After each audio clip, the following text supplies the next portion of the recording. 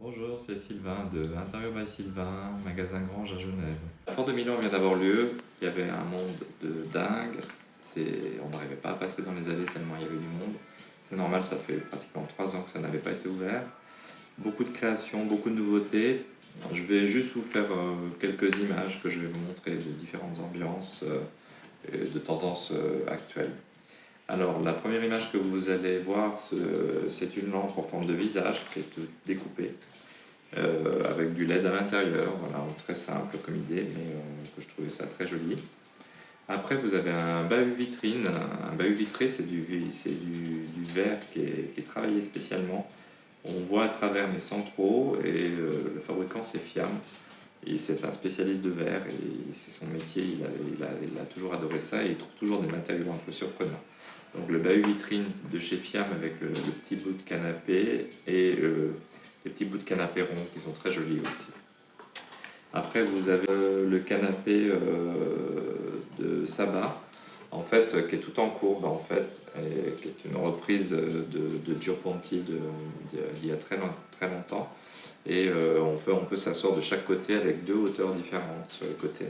Donc c'est plus pour du face à face, pour discuter, qui peut être très sympa. Vous avez un canapé très spécial aussi de chez Saba, qui est en double profondeur.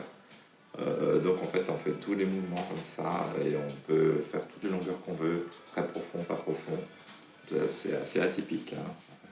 Après, vous avez un canapé vert, qui s'appelle Malthouse de chez Saba.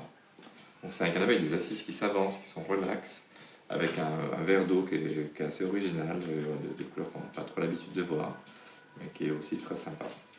Vous avez après de chez Reflex Angelo, c'est aussi un grand créateur, un bahut, et vous avez ce qu'on appelle des origamis, donc c'est suspendu au mur, donc avec du relief, et on peut composer comme on veut. Là, ils ont fait tout un ensemble vertical, mais on pourrait faire tout un décor. Chaque carré est indépendant et on peut décorer tout un mur.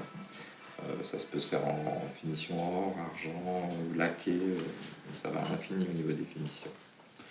Vous avez après de chez Bonaldo un bahut pas classique, en fait, qui est en forme de goutte d'eau. Donc en fait, c'est 2 demi arrondis de chaque côté. Ça s'ouvre aussi en arrondi à l'intérieur. Donc vous avez le bahut et la photo de ce qu'on appelle le semainier, donc le même plutôt étroit vertical, toujours pareil en forme de goutte d'eau. Vous avez des 2 tables bases de chez Archetipo qui sont de la céramique, qui donne un aspect marbre, verre et céramique, qui est très très beau, un peu en chevauché, il faut une grande pièce, que c'est de très grande taille, on ne peut pas changer de dimension. Après, vous avez un bureau tout métallique de chez Archetipo, donc c'est 100% métal.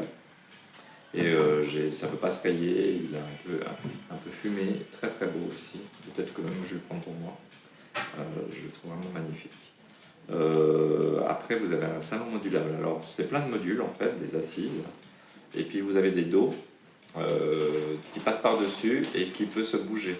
Donc on pourrait très bien faire un module central et puis un dos qu'on met au milieu où on peut s'asseoir de 2 côtés, ou le mettre à l'arrière ou le mettre sur le côté, ce module. On ne se rend pas compte quand on voit la photo, mais on voit qu'il y a plein de possibilités.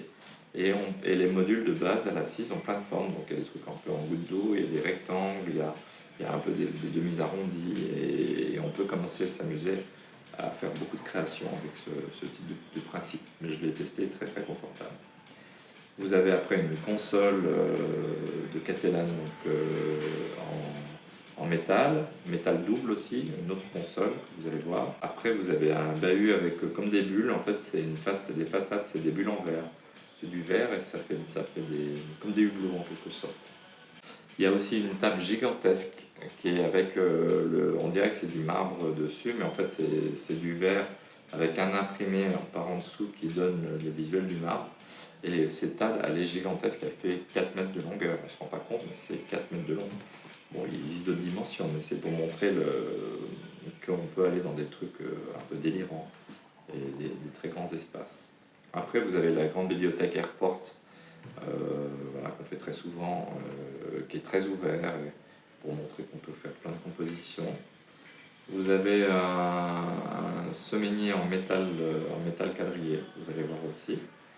Et puis après, c'est Lago, ce sont des étagères Lago, mais c'est une nouvelle version de présentation avec des demi-niveaux. C'est très très sympa aussi, pareil, toutes les couleurs à l'infini. Et vous avez un lit suspendu dans l'espace qui a le dos qui est tout plissé.